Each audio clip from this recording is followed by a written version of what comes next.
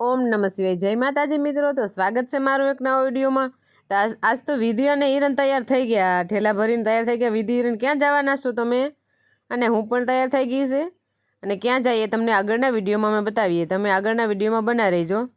તો ચાલો ફાઇનલી અમે નીકળી ગયા છે અને અમે અમારા કુળદેવ નાગવી બાપાના મંદિરે પહોંચી ગયા.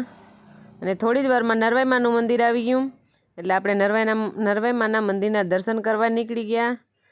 અને જો આ નરવાઈમાના મંદિરના દર્શન કરાવી દઈએ, તમે પણ કરી લ્યો અને અમે પણ કરી લઈએ. અને કોમેન્ટમાં લખી દેજો જય નરવાઈમાં. અને વાગ્યા છે 11:15 અને થોડા કાંઈ ફોટા પાડી લઈએ અમે. અને પાછા અમે બસમાં બેસી જઈએ હવે. ને ક્યાં જઈએ એ તમે વિચારીને જરાક કોમેન્ટમાં કહેજો કે અમે ક્યાં જઈએ. તો જુઓ આ રસ્તામાં સરસ મજાની નદી આવી છે. નદીનું નામ તો મને પણ નથી આવડતું, તમને આવડતું હોય તો કોમેન્ટમાં જરાક કહેજો. ને જુઓ આ પવન ચરખીઓ આવે છે ને સરસ મજાનો વ્યૂ પણ આવે છે.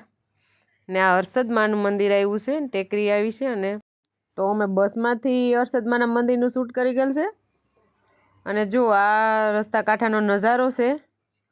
અને જો મારો વિડીયો ગમ્યો હોય તો લાઇક, શેર અને કોમેન્ટ કરી દેજો ને સબસ્ક્રાઈબ કરી લેજો.